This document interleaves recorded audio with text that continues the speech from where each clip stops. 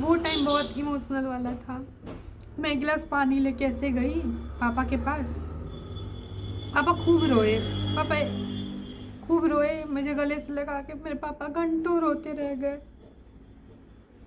को नहीं सुना गया।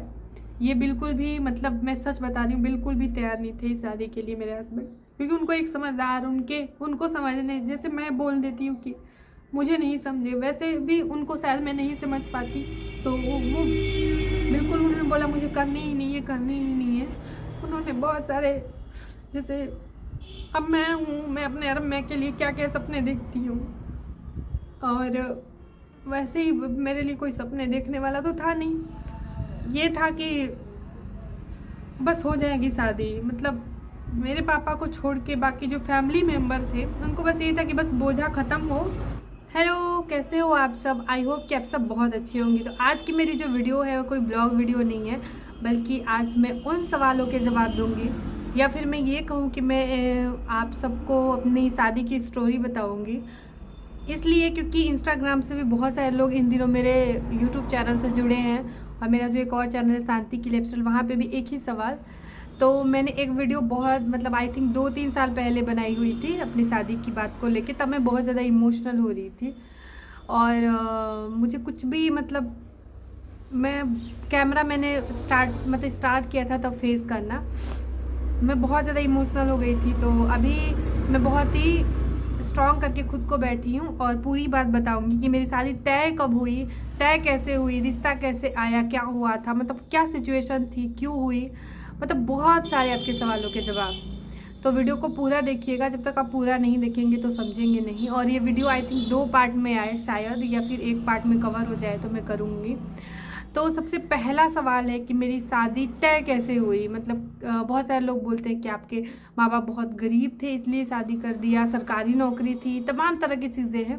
तो इन सभी चीज़ों पे मैं क्लियर करूँगी। तो सबसे पहला पॉइंट आता है शादी तय होना। तो बात है 2010 की, जब मेरी शादी हुई थी जनवरी की। और हमारे यहाँ पे क्या था कि हमारा जो घर है मायके का, मेरा मायका होम टूर आप लोगों ने देखा होगा आई थिंक, या फिर जब मैं मायके जाती हूँ तो वीडियो नहीं देखा होगा तो चेक कर लीजिएगा। वहाँ पे वो घर जो बना था 2008 में, हमारा घर बनना स्टार्ट हुआ था, 2009 तक बन के मतलब कंप्लीट हुआ था। पहले हम लोग का मिट्टी का घर था, और अभी तक भी था, अभी ख़त्म हुआ है। तो मिट्टी का घर था, तो पूरा बना, और बनने के बाद ये डिसाइड हुआ कि हमारी आर्थिक स्थिति थोड़ी सी वैसी हो गई। अब किसी का भी घर बनता है, ज़मीन लेते हैं, शादी करते हैं, तो थोड़ा सा स्थिति तो ये था कि अभी शादी नहीं करनी है, मतलब शादी का तो कोई दूर दूर तक सवाल नहीं था कि शादी होगी ही होगी। हाँ, ये था कि मैं बता दूँ 12वीं की परीक्षा, मतलब जनवरी में भी, मतलब मैं 12वीं में थी, मैंने एग्ज़ाम नहीं दिया हुआ था। और ऐसे था कि कोई बता देता था, जैसे नहीं होता, तो एक जगह मेरी शादी ऐसा लगा ना कि वहाँ पे हो जाएगी, मतलब तय, मतलब लगा कि उधर शादी मेरी हो जाएगी, 2-4 साल के बाद होगी। बट घर परिवार बहुत अच्छा था, मैं यहाँ की बात नहीं कर रही हूँ, मैं कहीं और की बात कर रही हूँ। तो आप लोग मतलब ये जानना चाहेंगे कि क्या वहाँ सगाई हो गई थी वगैरह वगैरह, तो ऐसा कुछ नहीं था, लेकिन ये था कि होगी मतलब वहाँ पे, और अच्छा रिश्ता किसी ने सजेस्ट किया था। बट अब क्या कारण था क्या नहीं था, फिर वहाँ पे बात नहीं बन पाई है, क्या हुआ था मुझे इतना जानकारी नहीं है। तो हम लोग जो है वो 4 बहनें हैं, मतलब 4 बहनें। तो फिर ये था कि नहीं, मतलब अपने को चिंता नहीं होती है, लेकिन रिश्तेदारों को चिंता बहुत जल्दी होती है, बहुत ज़्यादा होती है कि अरे उमाकांत की तो ऐसे 4 बेटियां हैं, धीरे धीरे नहीं करेंगे तो कैसे होगा। और मैं अपने ख़ानदान की पहली बेटी हूँ, मतलब पहली क्या, मैं पहली संतान हूँ। हमारे पापा 3 भाई हैं, उनमें से मेरे पापा, मतलब मैं सबसे बड़ी हूँ। तो ये था कि मेरे जो फैमिली का था, मन था कि अभी शादी नहीं करना है, क्योंकि मैंने पहले ही बताया हम लोग का घर बना हुआ था। फिर अचानक से ये रिश्ता जो है मेरे हस्बैंड का, वो किसी और के लिए सजेस्ट किया गया था, ऐसे बातों बातों में नहीं होता कि यहाँ पे एक लड़का है वगैरह, जो कुछ भी बात हुई होगी। तो वहाँ पे मैं नाम नहीं लूँगी किसी का भी, बहुत मेरे क्लोज रिश्तेदार हैं। तो उन उन लोगों ने, मतलब अगर उनकी शादी हुई थी तो ये मेरे जीजा जी लगते, बट मेरी शादी हो गई। तो वो कहते हैं ना, हमारे भोजपुरी में कहावत है कि जब का कहाला भाभी चढ़ ले तो केहू का कुछ ना होला, ऐसे करके। तो मतलब लिखा ही था, ये कह सकते हैं संजोग था कि नहीं शादी होनी ही होनी है। तो मेरे बड़े पापा को कॉल आई कि यहाँ पे एक लड़का है और आप एक बार आके देख लीजिए, शायद मतलब। तो मेरे बड़े पापा ने कहा कि नहीं, मेरे ना घर के ना जितने भी डिसीजन होते हैं, अच्छे डिसीजन या फिर बुरे, मेरे बड़े पापा ही देखते हैं। अभी भी हम लोग की फैमिली जॉइंट फैमिली है, अभी हम लोग ऐसा नहीं कि सब लोग अलग अलग हैं। तो मेरे बड़े पापा ही आए थे यहाँ पे, और जनवरी का टाइम था, मेरे को अच्छे से याद है। क्योंकि बड़े पापा को ना, जब मैं ऐसे रोटी, क्या होता था कि चूल्हा मतलब हमारे किचन वाला जो घर था, वहाँ से मैं गरम गरम हमेशा रोटियाँ बनाती थी और बड़े पापा खा के स्कूल चले जाते थे, ऐसा था नियम। तो उनको कॉल आया था तो वो आए यहाँ पे, और आने के बाद उन्होंने देखा होगा या जो कुछ भी जैसे नाम लिया जाता है, गन्ना मन्ना ऐसा बनता है, तो ये सारी चीज़ें होती हैं। तो मेरे बड़े पापा घर गए तो बड़े चिंतित थे। तो वो खाना खाते हैं ना, तो कभी बात नहीं करते हैं, मतलब उनका ये, हम इतने साल मतलब 28 साल हो गए मेरी ज़िंदगी के, मतलब कभी हमने उनको बात करते नहीं देखा है कि वो भोजन को प्रणाम करके अच्छे से पीढ़ा पे बैठ के ऐसे खाना खाते हैं वो अभी भी। तो उस दिन ना वो बात कर रहे थे, मतलब ऐसे ऐसे ना, मतलब ऐसे ऐसे कर रहे थे। तो मैं रोटी, जैसे वो रोटी भी नहीं मांगते हैं, ऐसा नहीं कि बीच में बोल के बोलेंगे नहीं मुझे रोटी। मैं वहाँ पे रोटी रख के आई प्लेट में, तो वो ऐसे करके बोले कि बैठो। तो फिर मैं बोली कि काहे परेशान बाड़ा, ऐसे करके पिताजी, मैंने बड़े पापा को पिताजी बोलते हैं क्योंकि उनके ना बच्चे नहीं हैं। तो उन्होंने बोला कि मुझे सही नहीं लग रहा है और पता नहीं क्या होगा, मतलब वो बहुत परेशान से थे। तो मुझे कुछ रीज़न पता नहीं था और हम पूछ भी नहीं सकते थे, हम लड़कियां, आपको पता ही है। तब मैं 16 साल मेरा कंप्लीट होने वाला था, मतलब मेरा कंप्लीट हो गया था आई थिंक, तब मेरे 16 साल कंप्लीट होने वाले थे। तो बड़े पापा बैठ के मतलब बहुत परेशान से थे। तो फिर बातें हो रही थी, फ़ोन पे बातें हो रही थी, तो मैंने सुना था। फिर एक हमारे मतलब घर के बगल के हैं अंकल, तो वो उनसे बात कर रहे हैं कि यहाँ का मुझे इतना ही पता चला कि लड़का गौतम बुद्ध नगर नोएडा में किसी न्यूज़पेपर के लिए लिख रहा है, काम कर रहा है। और घर जैसे बाहर से हम लोग का जो घर है, घर भी अच्छा है और मतलब सब कुछ तो सही है, लड़का बहुत पढ़ा लिखा है, तो बेटी को कोई मतलब असुविधा नहीं होगी लाइफ में। मतलब उनको यही था कि बेटी को मेरे किसी भी तरह की दिक्कत नहीं होगी। तो मेरे बड़े पापा ने मेरे पापा को कॉल करके बताया कि ऐसा ऐसा ठीक है। और सब मिला के मैं ये कह सकती हूँ कि संबंध जो लिखा होता है ना भगवान के द्वारा, वो कैसे भी जुड़ना ही होता है। तो अच्छा खासा लड़का नोएडा में है और घर और बहुत अच्छा है, खेत होत है, पेरेंट्स सही हैं लड़के के, और मतलब ये सारी चीज़ें। तो मैंने इतना कुछ सुना था। फिर कुछ दिनों तक मामला शांत हो गया और शायद यहाँ से फ़ोटो वगैरह मेरी मांगी गई। तो मेरी एक कोई फ़ोटो नहीं थी शादी के लिए, जैसे कि होता है गांव में खिंचवा के, पहले साड़ी में स्टूडियो में जाके खिंचवाया करते थे, बट मेरी ऐसी कोई फ़ोटो थी नहीं और ना मुझे खिंचवाने की ज़रूरत पड़ी। क्योंकि जो मेरे बहुत ही क्लोज़ रिश्तेदार है उन लोगों ने मेरी कोई एक मेरा फेस का फ़ोटो किसी और के बॉडी में लगाया, और यहाँ मतलब मेरे यहाँ ससुराल में वो फ़ोटो आ गए, मुझे पता नहीं चला था।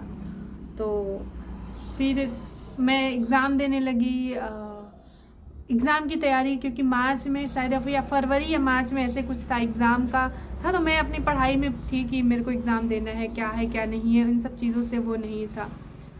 फिर उसके बाद कॉल आई कि जो मेरे जिन रिश्तेदारों ने मेरी शादी करवाई कि आप टेंशन मत लो। मेरे पापा ने मतलब बोला कि देखो अभी तो घर बना है, अभी गृह प्रवेश हुआ था 2009 में हम लोग के यहाँ पे, तो स्थिति वैसी नहीं है मतलब लेन। तो मेरे जो रिश्तेदार हैं उनका कॉल आया कि देखो ज़्यादा कुछ देना लेना नहीं है, क्योंकि मेरे ससुराल की तरफ से ना किसी भी तरह की कोई दहेज या फिर किसी भी तरह की कोई डिमांड नहीं थी। एक काम करो, पहले लड़की दिखा देते हैं, अगर उनको लड़की पसंद आ जाएगी तो ठीक है, बात आगे बढ़ाएंगे। बट मैंने बड़े पापा ना परेशान थे, वो बता नहीं रहे थे कि क्या उनकी परेशानी क्या है। तो उन्होंने बोला कि ठीक है लड़की दिखा दो, और लड़की दिखा देते हैं और उसके बाद देखते हैं कि क्या सिचुएशन बनती है। तो मुझे बहुत अच्छे से याद है, मुझे बोला गया कि आपको बुआ के यहाँ जब पे जाना है, घूमने के लिए जाना है, मुझे कुछ बताया नहीं गया था। तो मैं गई अपने बुआ के यहाँ, तो शायद इधर से कुछ जो भी बातें हुई होंगी कि बोला गया कि हमको लड़की को मेकअप में नहीं देखना है, और वैसे भगवान की कृपा से सुंदरता थी तो कोई टेंशन नहीं था कि अरे मेकअप की ज़रूरत ही नहीं थी। और वो जो उम्र होती है उस उम्र में ऐसा माना भी जाता है कि मतलब और भी ज़्यादा हम सुंदर दिखते हैं। हाइट वेट भी भगवान की कृपा से मेरी 5 फुट 6 इंच है, 6.5 इंच है, तो मेरी हाइट की भी कोई दिक्कत नहीं थी। तो ये हुआ कि लड़का नहीं आएगा लड़की को देखने, मतलब उस टाइम पे बहुत ये सब चीज़ें वो होती थी। तो फिर मेरे को बताया गया कि साड़ी, तो फिर ब्लाउज़ का बहुत दिक्कत हो रहा था, तो बहुत सिलाई उलाई की गई कि साड़ी में देखना है और ये वो। तो मैं साड़ी पहनना, मेरे को कामाख्या धाम मंदिर जो है वो फ़ोटोज़ मेरे पास नहीं है, वरना मैं आपके साथ शेयर करती, उसमें की एक भी फ़ोटो नहीं है जब मुझे दिखाया गया था। तो मैं गई तो मेरे को साड़ी पहनाई गई वहीं पे, और एक फेयर लवली क्रीम था, उस क्रीम को मैंने लगाया, और एक लिपस्टिक लगाई मैंने, और एक बिंदी लगाई थी। पिंक कलर की मैंने साड़ी पहनी थी। और कामाख्या धाम में हम आए तो मेरे ससुराल के पक्ष से 7-8 लोग आए थे, 8-9 लोग आए थे, जो भी हमारे यहाँ से थे। तो जैसे मैं वहाँ पे इंटर हुई, और जो क्या कुछ लड़के देखते ही मतलब मैं हंस रही थी, मैं लिटरली बताऊँ तो मैं हंसे जा रही थी, मुझे ना बड़ी शर्म आ रही थी। मैंने फर्स्ट टाइम जो है वो साड़ी वेयर किया हुआ था, और मुझे बहुत अनकंफर्टेबल गुदगुदी सी, मतलब अजीब सी हो रही थी, मैं हंसे जा रही थी। मेरी जो मेरे साइड से लोग थे, मेरी दादी थी, मेरी तीसरी नंबर वाली मेरी सिस्टर थी, और वो मुझे ऐसे आंख दिखाए जा रही हैं, मतलब मेरी सिस्टर नहीं, मतलब जो और भी लोग थे कि हंसो मत, ऐसे नहीं, और मैं तो हंसे जा रही, मुझे समझ ही नहीं आ रहा था। गए हम लोग बैठे, तो बोला अरे लड़की पसंद है, लड़की पसंद है, और पसंद आती भी क्यों ना, मैं मुझे ये इस बात का मतलब शुरू से ही वो रहा है, मैं बोलती भी हूँ कि मुझे एक उस टाइम पे ये भी था कि लोग इतना बोल देते हैं ना कि तुम बहुत सुंदर हो, अरे उमाकांत की लड़कियाँ इतनी सुंदर है, इतनी सुंदर हैं, तो वो चीज़ ना हमारे दिमाग में आ जाती है, वो हमें लगने लगता है ना कि हम बहुत सुंदर हैं। तो जैसे वहाँ पे गए, शादी तय तय तय मतलब ऐसे फिक्स हो गई मानिए। तो वहाँ पे मेरे को पैसे मिले थे, और एक अंगूठी मिली थी मेरे को यहाँ से, इस साइड से, ससुराल के साइड से, और पैसे मिले, नारियल मिला, और कपड़े उपड़े शायद नहीं, कपड़े नहीं मिले थे, पैसे और नारियल, हाँ शायद 1-2 साड़ी मिली थी, मुझे अच्छे से याद नहीं है। फिर ये सब हुआ, और मैं अपने बुआ के यहाँ आई, और फिर मैं अपने मायके चली गई 1-2 दिन वहाँ पे रुकने के बाद। ये था कि शादी फिक्स हो गई है। और फिर उसके बाद एक होता है बरईछा, होता है हमारे साइड में, जहाँ पे अब तो सगाई हो रही है, तो वो दोनों कार्यक्रम एक ही जगह पे हो जा रहा है, गोद भराई और वे। तो उसकी अब तैयारियाँ चलने लगी कि ये कपड़े लेना है, इनके फैमिली मेम्बर में कितने लोग हैं, क्या क्या चीज़ें देनी है। तो मुझे कुछ भी पता नहीं था, मैं अपना एग्ज़ाम में लग गई, मेरे एग्ज़ाम आ गया, मैं एग्ज़ाम देने लग गई। तो मेरे पापा को बुलाया गया कि आओ, मतलब मेरे अब तक मेरे पापा ने लड़का नहीं देखा था, और ना हमारे घर पे किस लड़के की फ़ोटो आई थी। तो मेरे पापा को बुलाया गया फ़ोन करके कि आ जाओ, मतलब परीक्षा करना है। तो मेरे पापा बाहर ही बाहर आए, मतलब मेरे गांव नहीं गए, मेरे बुआ के पास आए, और वहाँ से जो मतलब सारी चीज़ें जो परीक्षा की होती है, क्योंकि मेरे मायके में कोई था नहीं, मतलब था नहीं था, कोई जिम्मेदारी लेने को तैयार नहीं था। तो मेरे बुआ के यहाँ से ये सब कार्यक्रम हुआ कि मतलब चलते हैं परीक्षा करते हैं। तो वो 9 फरवरी को, मुझे याद है 9 फरवरी को वो हुआ। तो वो हुआ, जैसे भी होगा मुझे पता नहीं है। तो मेरी जो 2 सिस्टर है ना, मेरी दोनों सिस्टर आई हुई थी परीक्षा में, या फिर एक नहीं, मेरी एक जो तीसरी नंबर वाली है ना, वो आई थी। तो वो बहुत छोटी थी, मतलब आप समझ जाइए कि वो 11 साल की थी, 11.5 साल की थी। तो कॉल की मेरे को, जैसे अभी मेरे पापा पहुँचे नहीं थे गाँव, तभी उससे पहले कॉल की। तो बड़े पापा के कीपैड वाले फ़ोन पे फ़ोन है, उसने बोला कि दीदी मतलब बच्चा का परीक्षा का मतलब होता है कि आपकी शादी तय होगी, दीदी मुझे ना अच्छा नहीं लगा, मतलब शादी, मतलब जीजाजी अच्छे नहीं लगे ऐसे करके, जिनसे शादी तय हो रही है तुम्हारी, तुम क्यों कर रही हो ऐसे शादी। तो मैं बोली कि हम थोड़ी ना करते हैं, ये ऐसे ना सबकी होगी। मैंने ऐसे उसको समझाया कि ऐसे ना सबकी होगी एक दिन, अभी मेरी हो रही है, देखना तुम लोगों की भी होगी, ऐसे ही होगी। तो वो मतलब ऐसे, मतलब बहुत सारी बातें उसने ऐसे बोली। तो 1-2 मिनट हमारी बातें हुई और फ़ोन रख दिया। उसमें पैसे कटते थे फ़ोन पे, ऐसे फ्री नहीं था।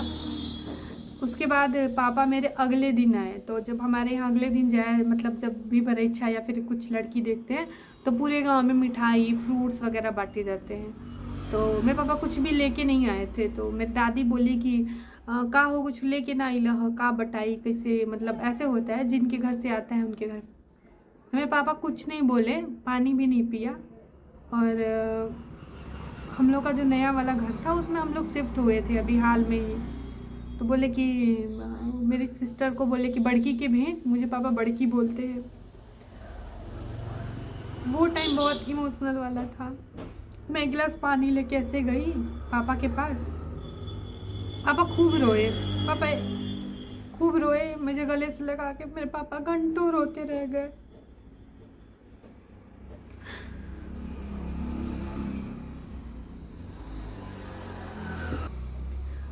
तब मुझे नहीं पता था और ये भी नहीं था कि चलो पापा ना नहीं कर पाए, क्योंकि उनके बड़े भाई ने, मतलब मेरे बड़े पापा ने मेरी शादी तय कर दी थी। और भाई वो हो गया था परीक्षा पे, वो डायरेक्ट यहीं पे आए थे।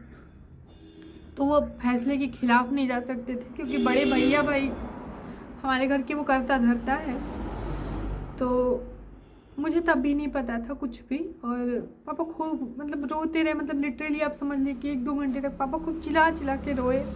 और मैं भी रोई, मुझे नहीं पता था क्यों रोई, मैं रोई। और मैं पापा के पास ही सो गई थी, वहीं पे चौकी थी।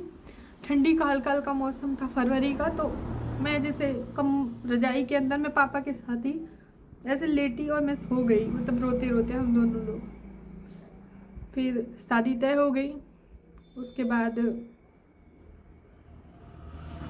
घर में बहुत सारी चीज़ों को लेके कि क्या देना है, क्या लेना है, कैसे होगा, क्या होगा। भले ही दहेज की मांग नहीं थी, लेकिन ऐसे नहीं है ना कि अपने बेटी को ऐसे ही विदा कर देंगे। यहाँ से कुछ भी नहीं डिमांड थी, बस ये था कि, और मेरे यहाँ पे शायद मेरे हस्बैंड ने मना कर दिया था कि मुझे उससे शादी नहीं करनी है, मुझे ये बिल्कुल भी समझदार नहीं लग रही है, इंटरमीडिएट पढ़ने वाली लड़की क्या, मतलब क्या ही कर पाएगी। एक पढ़ी लिखी समझदार वाइफ चाहिए थी उनको। बट मुझे नहीं पता मेरे ससुराल के जो लोग जिन्होंने शादी तय करी थी उनको क्या था कि मेरे हस्बैंड की बातों को नहीं सुना गया। ये बिल्कुल भी, मतलब मैं सच बता रही हूँ, बिल्कुल भी तैयार नहीं थे इस शादी के लिए मेरे हस्बैंड। क्योंकि उनको एक समझदार, उनको समझने, जैसे मैं बोल देती हूँ कि मुझे नहीं समझे, वैसे भी उनको शायद मैं नहीं समझ पाती। तो वो बिल्कुल उन्होंने बोला मुझे करनी ही नहीं है, करनी ही नहीं है। क्योंकि वैसे मेरे हस्बैंड ने बहुत सारे रिश्तों को रिजेक्ट कर दिया था कि नहीं, मतलब ये शादी करना ही नहीं चाहते थे। मैं ये बताऊँ तो मेरे हस्बैंड शादी करना ही नहीं चाहते थे। तो क्योंकि उन्होंने पढ़ाई की, फिर ये घर बनवाया था। और ये था कि जब मैं घर बनवा लूँगा तभी मैं शादी करूँगा। तो पढ़ने में भी कुछ टाइम निकला, कुछ ऐसे निकला। तो फिर मैंने सुनते सुनते सुना कि लड़का बहुत अच्छा कमाता है, ऐसे वैसे अच्छी जॉब है, ये है वो है, लड़की एकदम सुखी रहेगी। मेरे पापा को ऐसे बैठा बैठा के समझाया जाता। तो मेरे पापा शायद बोलते होंगे कि शादी नहीं अच्छी लग रही है जो कुछ भी, तो बहुत पैसा है, बहुत पैसा है। और मतलब लड़की बहुत सुखी रहेगी, खेत है, मैंने खेत ही देखा जाता है गांव में ना, सबसे क्या है ना कि आपका खेत है, ये है वो है। तो ऐसे करके फिर सारी तैयारियां चलने लगी। तैयारियों के नाम पे कुछ नहीं था, मैं सच बताऊं तो, क्योंकि कोई मेरी मम्मी नहीं थी कि उन्होंने बहुत सारे, जैसे अब मैं हूँ, मैं अपने मैं के लिए क्या क्या सपने देखती हूँ। और वैसे ही मेरे लिए कोई सपने देखने वाला तो था नहीं।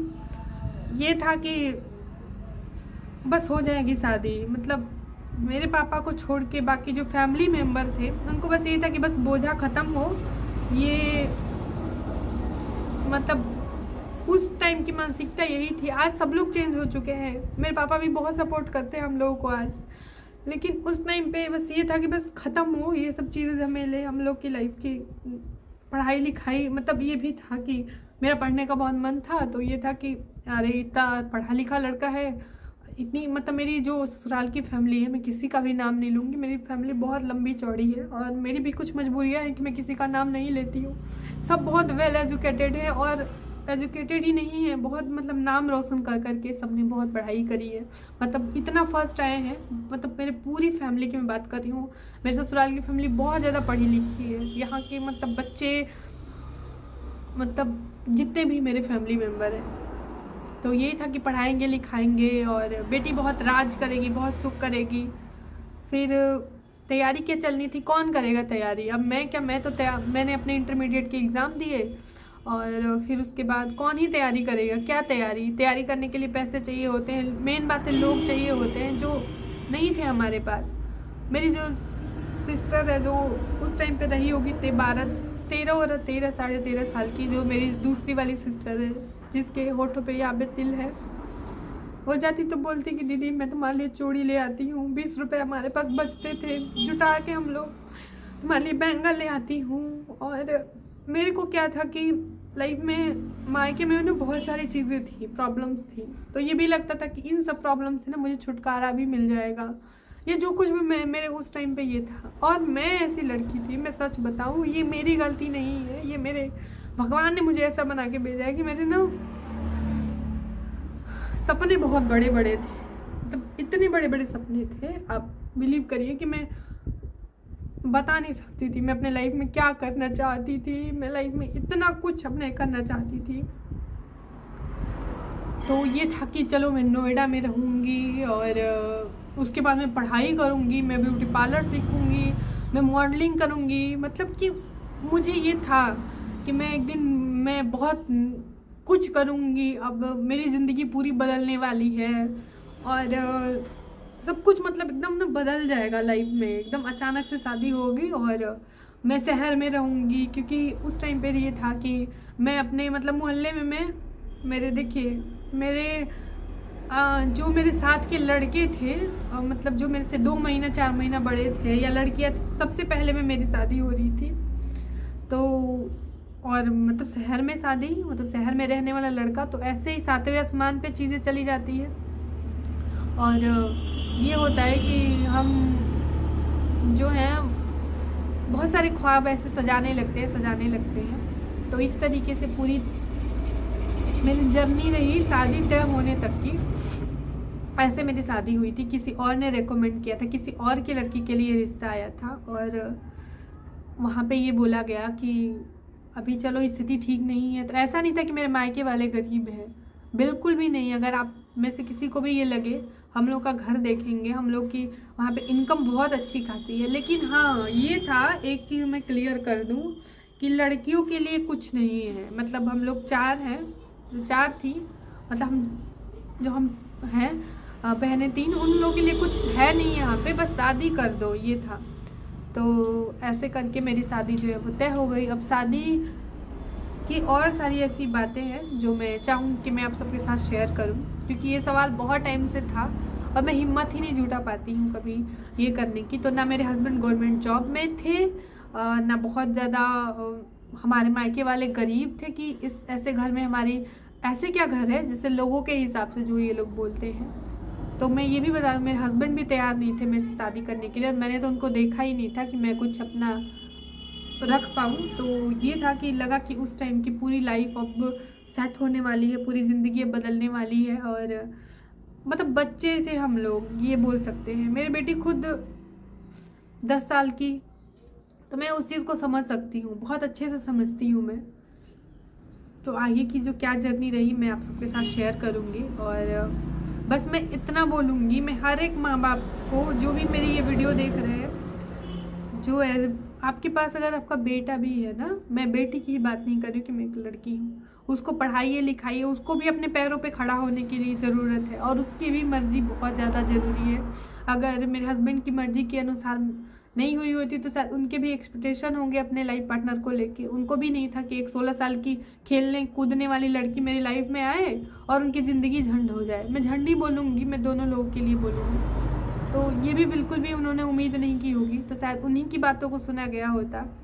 बट ऐसी सिचुएशन थी। आई होप कि आप सब समझे होंगे। तो अपने पैरों पे खड़ा कराइए। और बेटियां बोझ नहीं होती हैं। जिन पैसों से ना आप 2-4 लाख 10 लाख करोड़ रुपए लगा के ना शादी करते हैं, अगर वो पैसे उनके फ्यूचर उनके पढ़ाई लिखाई में आप इन्वेस्ट कर दें और वो एक दिन अपने पैरों पे खड़ी हो जाएंगी ना, तो आपको ना कभी बेटियां भार नहीं लगेंगी।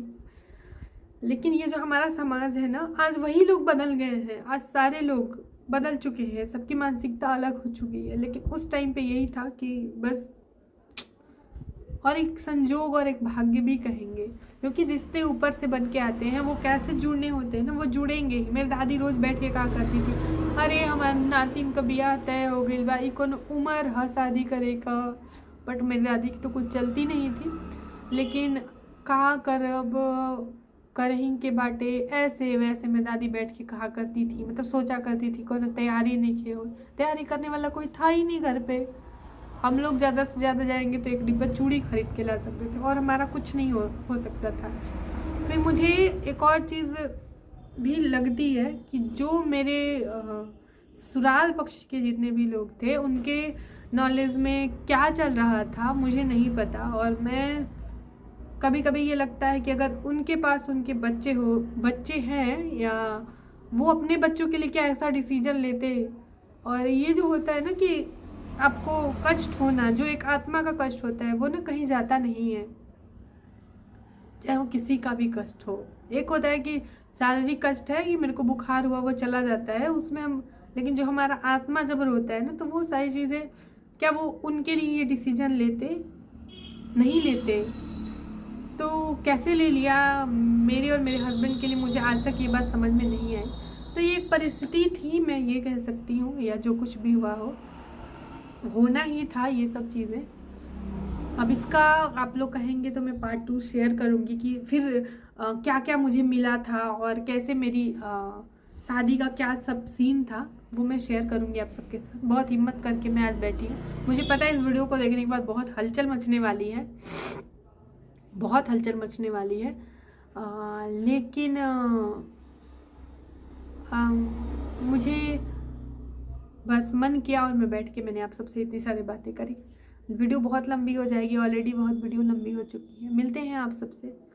और बस मैं इतना हर एक माँ बाप से कहूँगी, जैसे आपके अपने बच्चे हैं, जैसे आप अपने बच्चों को दिखते हैं कि हमारा बेटा हमारा बेटी हमारा बहुत अच्छा करेगा, मैं उसको खूब पढ़ाते हैं लिखाते हैं, खूब उसको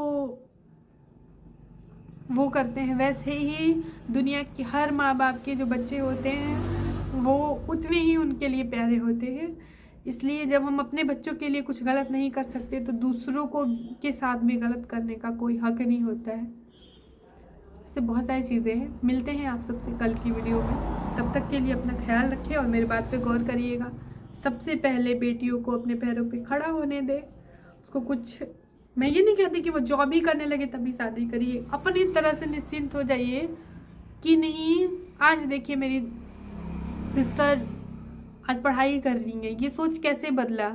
ये भी आसान नहीं था। अगर ये जर्नी जाना चाहेंगे ना, ये रूह कांप जाएगी, मेरी कांप जाती है। मैं वो सब पल नहीं याद करती। उनका भी लाइफ इतना आसान नहीं है जितना दिखता है कि वो अचानक से बनारस पढ़ रही हैं। उनकी लाइफ में तो बहुत सारा चीज़ है। वाह कितना अच्छा है। वो लोग अपने पैरों पे खड़े होने के लिए मेरे पापा ने भेज दिया। ऐसा कुछ इतना आसान नहीं थी ये जर्नी। तो एक बिन माँ की जो बेटी होती है ना, खासकर ये दिक्कत बेटों के लिए भी होती है, मैं ये नहीं कहूँगी। तो बहुत तकलीफ देह चीज़ें हो जाती हैं।